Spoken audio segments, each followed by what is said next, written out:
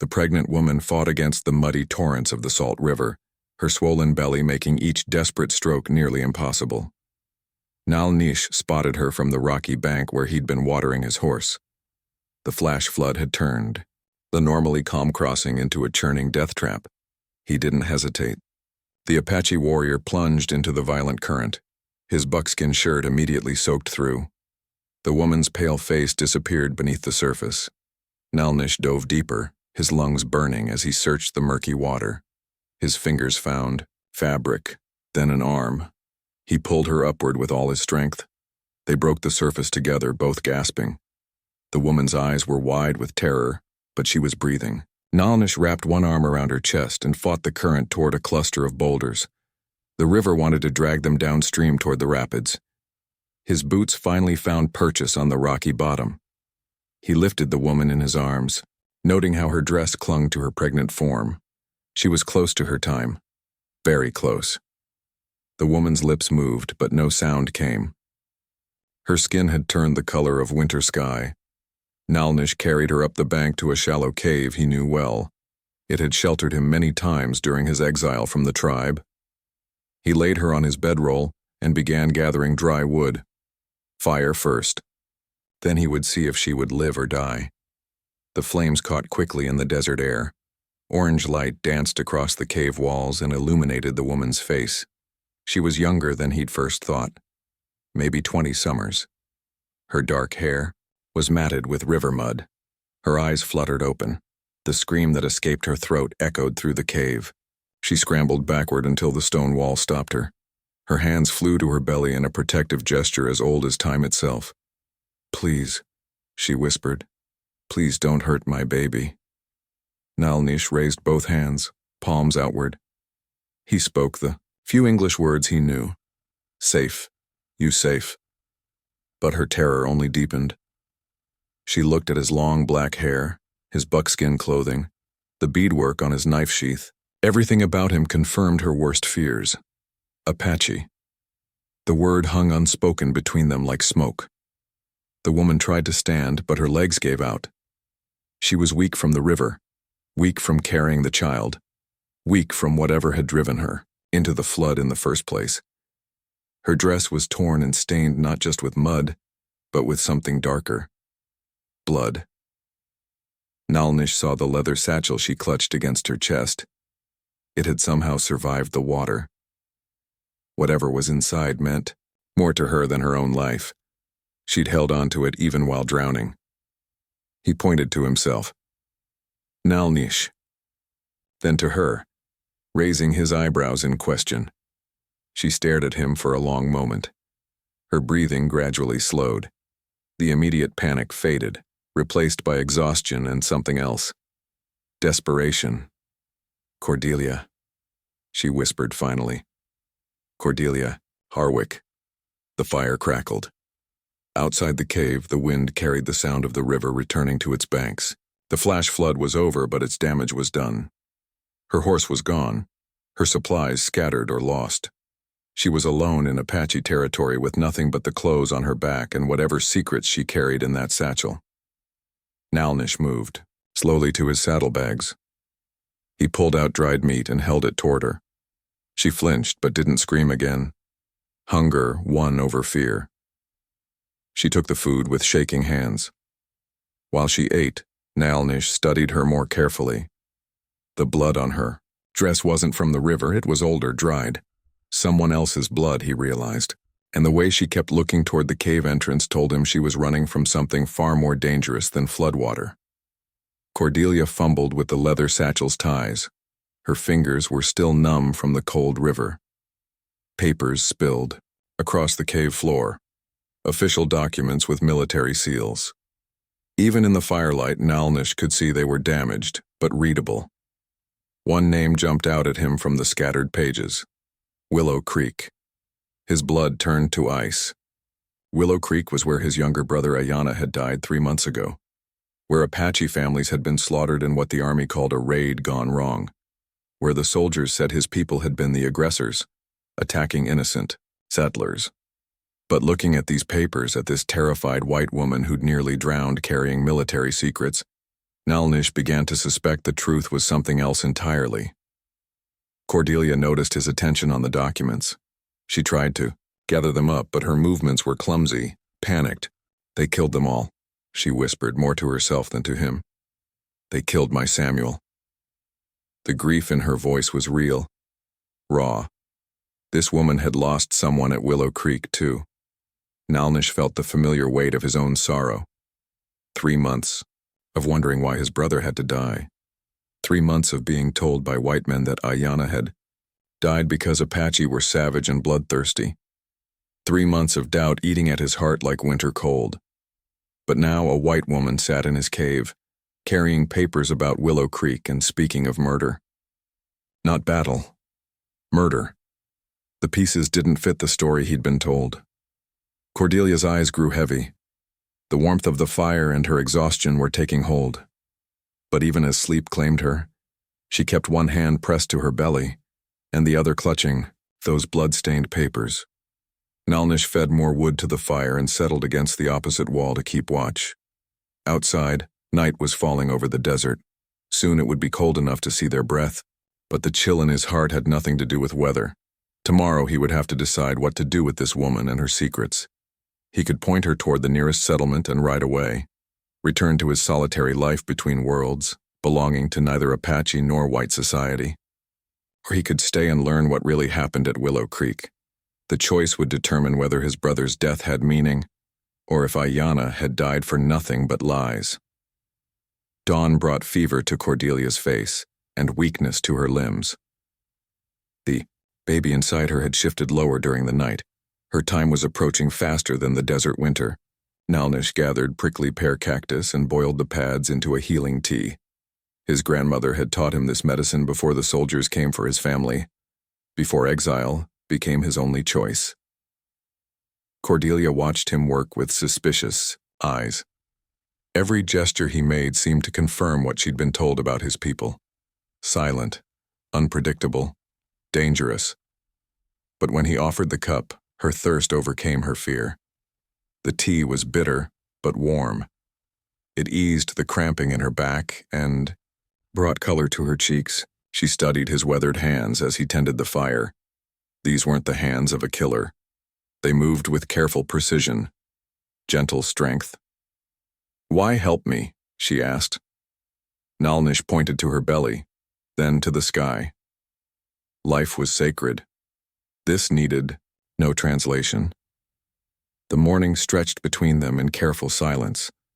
She sorted through her damaged papers while he mended a tear in his moccasin. Both were buying time. Both carried questions too dangerous to ask. By midday, the sun had turned the cave mouth into a furnace. Nalnish led her deeper into the shadows where ancient pictographs covered the walls. Handprints and hunting scenes. Spirits and stars. His ancestors had sheltered here long before white men crossed the Great Water. Cordelia traced one of the painted animals with her finger, a mother deer with her fawn. "Beautiful," she whispered. Nalnish nodded. His English was broken, but his meaning was clear when he spoke of the old ones, the people who came before, the spirits who watched over sacred places. "Your people paint these?" "My grandmother's grandmother, and hers before." This was the longest conversation they'd managed. Cordelia realized she'd never heard an Apache speak of family before, of generations and memories. The soldiers only talked about war parties and raids. That afternoon brought complications. Cordelia's face grew pale and her breathing shallow. The baby was pressing against something inside her. Wrong position, maybe. Or too early. Nalnish had helped mares foal and cows calve. He knew the signs of trouble, but human birth was different, more dangerous, especially for a woman alone in the desert. He gathered more medicinal plants while she rested, willow bark for pain, desert sage for strength, wild mint to calm her stomach. The land provided if you knew how to ask. When he returned, Cordelia was sitting up. The fever had broken, but something else had changed in her eyes. A decision had been made. "I need to tell you about Willow Creek," she said. Nalnish went very still. The bundle of herbs fell from his hands. My husband Samuel was a surveyor, government man. He mapped territories for the railroad companies. Her voice carried the weight of grief carefully controlled. But Samuel wasn't like the others. He saw your people as human beings. The fire crackled. Outside, a hawk cried in the distance. There was a young Apache man, talented with beadwork. And horses. Samuel hired him as a guide. Cordelia's hands trembled as she reached for her belongings. They became friends, more than friends. From her torn dress, she pulled a small bracelet. Intricate beadwork and patterns Nalnish recognized immediately. His breath caught in his throat. The bracelet bore his brother's mark. Ayana's distinctive, weaving style that no other craftsman could duplicate. Samuel married me to keep the law happy, but his heart belonged to Ayana. Cordelia's voice dropped to a whisper. And Ayana's heart belonged to Samuel. The cave walls seemed to press closer. Nalnish stared at the bracelet as memories flooded back. His brother's secretive trips to town. The happiness that had lit Ayana's face in his. Final months. The peace that had replaced his usual restlessness. The child, Nalnish said slowly. Cordelia nodded. Her hand moved to her belly. Samuel is the father the world will know. But Ayana gave this baby life. The truth hit Nalnish with the force of a flash flood. This white woman carried his nephew, his brother's son, the last piece of Ayana that remained in the world. What happened at Willow Creek? His voice was barely audible. Cordelia's face hardened. Samuel discovered something. A mining operation on Apache sacred land. Illegal claims filed by men with government connections. Colonel Grimm and a land speculator named Morrison. She pulled out one of the damaged papers. Even water-stained, the signatures were visible. Official seals, forged documents. Samuel was going to report them. Expose the whole conspiracy. Cordelia's voice broke. So they killed him, killed Ayana, killed everyone who might have known the truth. They blamed Apache raiders.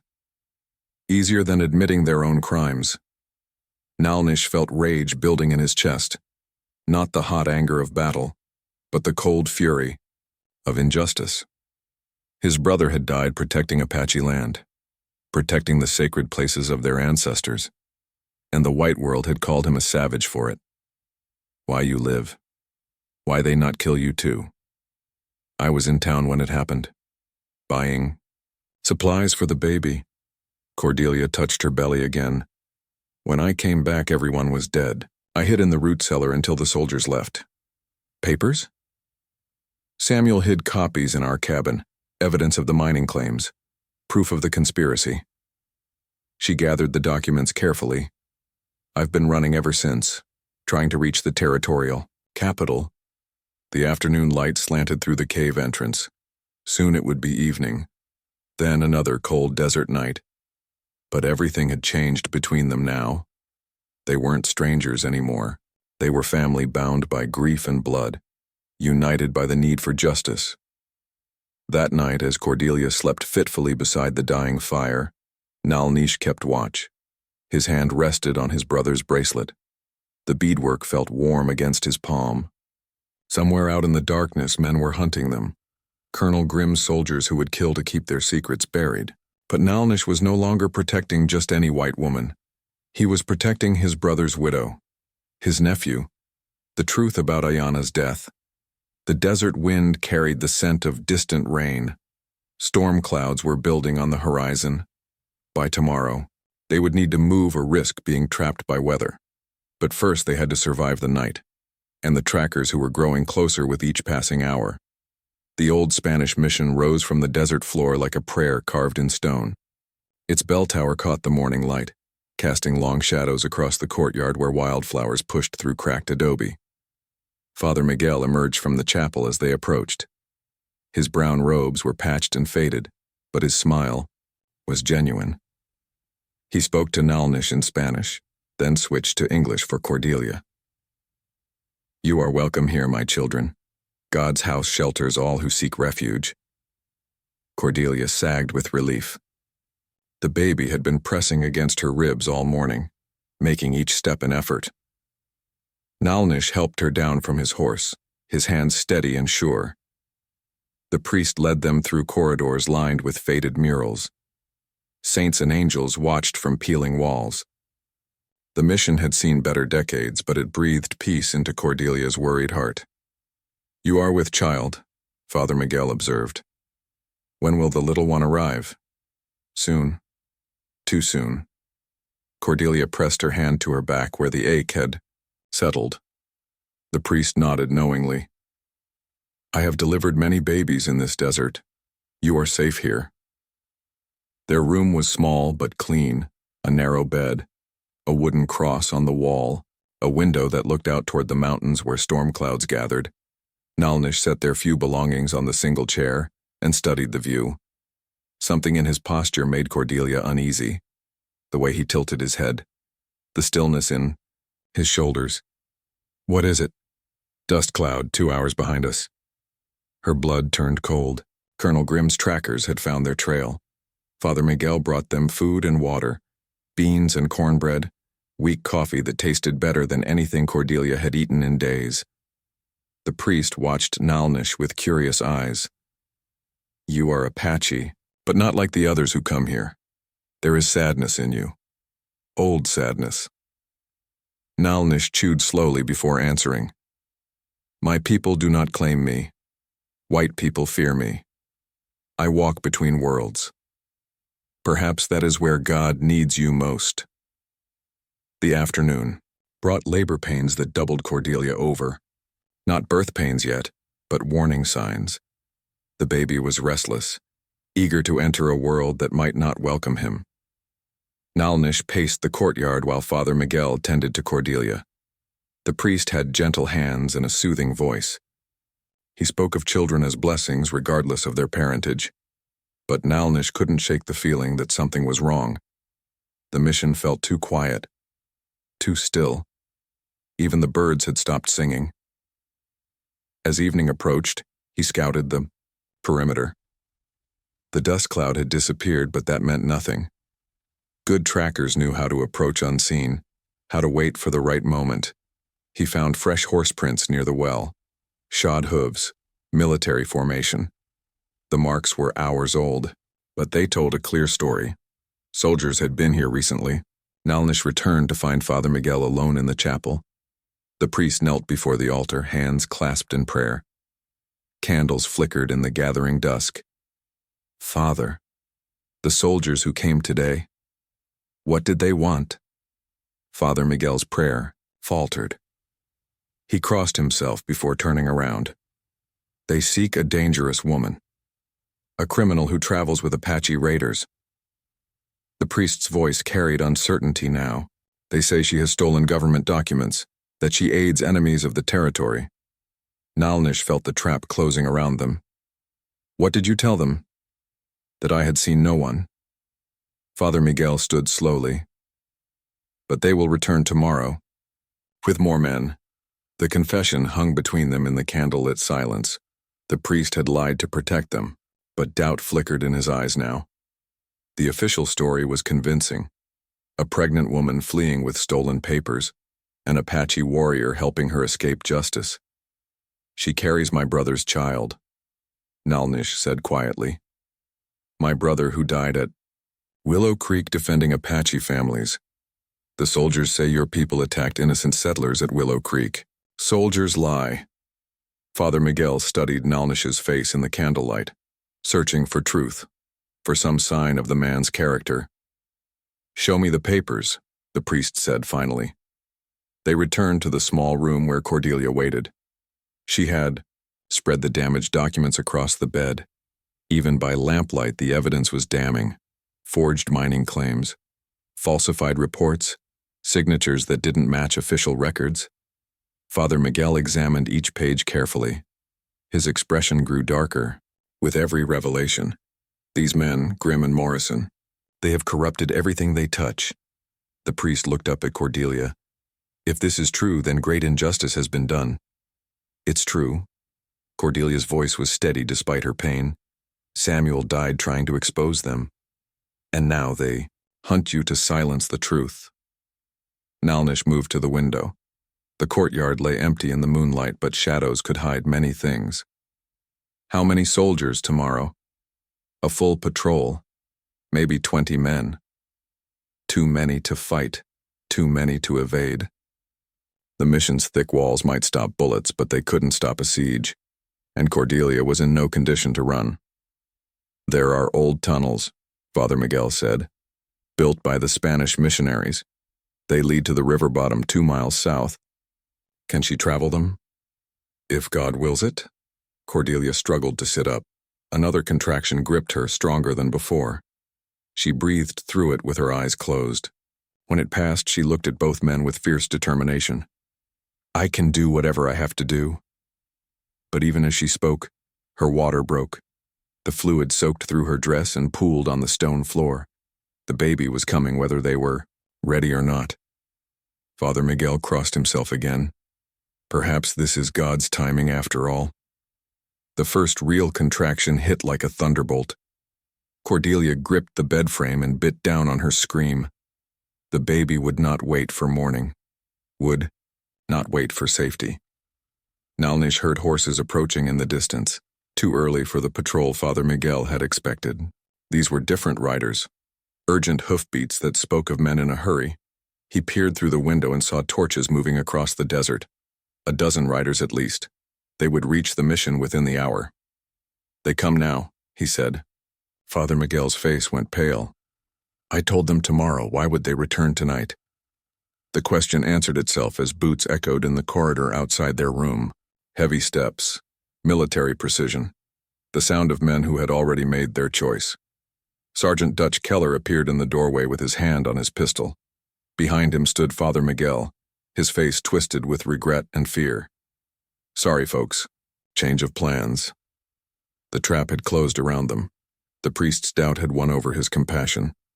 One look at Cordelia's condition and Nalnish's weapons had convinced him that the soldiers were telling the truth. They were criminals, fugitives, enemies of decent people everywhere, and now they were caught. Cordelia cried out as another contraction seized her. The baby was coming fast now, too fast to stop or control. Nalnish stepped protectively in front of her, his hand moving toward his knife. But Keller's men had rifles, trained on him. Any movement would mean death for all of them. Easy there, Chief. Nobody has to get hurt if you cooperate. But they all knew that was a lie. Colonel Grimm needed them dead, needed their secrets buried with their bodies. The only question was whether Cordelia's baby would live long enough to draw his first breath. Sergeant Keller stepped aside as Colonel Grimm entered the small room. The officer's uniform was dusty from hard riding, but his eyes held the cold certainty of a man who cleaned up his own messes. Mrs. Harwick, you've led us quite a chase. Cordelia doubled over as another contraction gripped her. Sweat beaded on her forehead. The baby was coming fast now, driven by stress and fear. Please, she gasped. The child. The child is unfortunate. Collateral damage. Grimm's voice carried no emotion. As are you. As is your Apache friend here. Nalnish remained motionless. 5 rifles were trained on him. Any sudden movement would end everything. But his mind was calculating. The window, the distance to his knife, the shadows beyond the courtyard. Father Miguel wrung his hands in the doorway. Colonel, surely the woman's condition requires mercy. Father, your conscience is noted. Now step aside. The priest's face crumbled. He had chosen the wrong side and now watched innocence pay the price. His whispered prayers fell on deaf ears. Cordelia's cry pierced the night air. The baby's head was crowning. Life demanded to enter the world despite the circle of death surrounding. Grimm drew his sidearm. Keller, post men at every exit. No one leaves this mission alive. Sir, what about the priest? Unfortunate casualties happen during Apache raids. The territorial governor will understand. Father Miguel's face went white. His betrayal had earned him nothing but a shallow grave. Nalnish caught the priest's eye and nodded toward the altar. The chapel held thick walls and narrow windows, better defensive ground than this small room. I need to deliver this baby, Father Miguel said suddenly. It's God's work. You can shoot us all afterward. Grim considered this. A crying infant would complicate disposal of the bodies. Better to let nature take its course. 10 minutes, priest. Then we finish this. Father Miguel moved to Cordelia's side. His hands shook, but his voice grew steady. Push when I tell you. The child wants to live. Nalnish used the distraction. He edged toward the window while attention focused on the birth. His fingers found the latch. The courtyard lay 20 feet below. Rough ground, but survivable. The baby's shoulders cleared. Then the tiny body slipped free into Father Miguel's waiting hands. The infant's first cry rang through the mission like a bell calling the faithful to prayer. A son, the priest whispered, perfect and whole. Cordelia wept as she held her child. Ayana's son, Samuel's son, her son, the living proof of love that transcended boundaries. Grim's patience ran out. Touching. Keller, collect those documents. We'll burn everything together. That's when hoofbeats thundered into the courtyard. Different riders, disciplined formation. A bugle call echoed off the mission walls. Captain James Sinclair dismounted with federal marshals and loyal cavalry. His investigation into Colonel Grimm had finally borne fruit. Weeks of following paper trails and questioning witnesses had led him here. Colonel Grimm, you're under arrest for fraud, conspiracy, and murder. Grimm spun toward the doorway. Captain, these people are dangerous fugitives, armed and desperate. The only dangerous fugitive here is you, sir. Sinclair's voice carried the weight of federal authority. Marshal Thompson, please secure the evidence. Keller and his men found themselves surrounded. Their choice was surrender or fight federal marshals. They chose wisely. Father Miguel collapsed to his knees. Forgive me. I believed their lies. I nearly caused more innocent deaths. Sinclair examined the documents while Cordelia nursed her son. Water damage hadn't obscured the crucial details. Forged signatures, illegal mining claims, a conspiracy that reached into the territorial government itself. Mrs. Harwick, your testimony will be essential at trial. We've been building a case against Morrison's land syndicate for months. Samuel died trying to expose them, she said quietly. Ayana died protecting Apache sacred ground. Their deaths will have meaning now. Justice will be served. Grimm's arrest sent shockwaves through the territory. Morrison's land syndicate crumbled as federal investigators uncovered decades of fraud. The Apache families killed at Willow Creek were officially vindicated. Nalnish testified at the trials. His words carried weight because he spoke truth without hatred. Justice, not revenge. Honor, not anger. The courts awarded reparations to surviving Apache families. Sacred lands were returned to tribal control. It wasn't enough to heal all wounds, but it was a beginning. 6 months later, Cordelia stood in the doorway of her small house near the territorial capital. The cabin was simple but clean, a place where different worlds could meet in peace. Nalnish approached from the garden where he'd been teaching her son to recognize animal tracks in the dirt. The boy was walking now, strong and curious. His eyes held the intelligence of both his fathers. He learns quickly, Nalnish said. He has good teachers. The child toddled between them, reaching for Cordelia with muddy hands. She scooped him up without caring about her clean dress. Some things mattered more than appearances. What will you call him? Nalnish asked. They had avoided this decision for months. Samuel Ayana Harwick. Both his father's names. Nalnish nodded. It was right. The boy would know his full heritage, Apache and white. Two cultures flowing together in one small life. The territorial capital was changing. Slowly, carefully. Nalnish worked as a cultural liaison, helping prevent the misunderstandings that led to bloodshed. Cordelia testified in ongoing trials, ensuring justice reached every corner of the conspiracy. They were family now, not by blood, but by choice, bound together by shared loss and hard-won hope. As evening approached, Nalnish lifted his nephew and pointed toward the mountains. See the eagle circling? He watches over all the desert, protector of the people. The boy's eyes followed the bird's flight, learning, growing, carrying the future in his small hands. Cordelia watched them together and felt peace settle in her heart. The river had tried to take everything from her.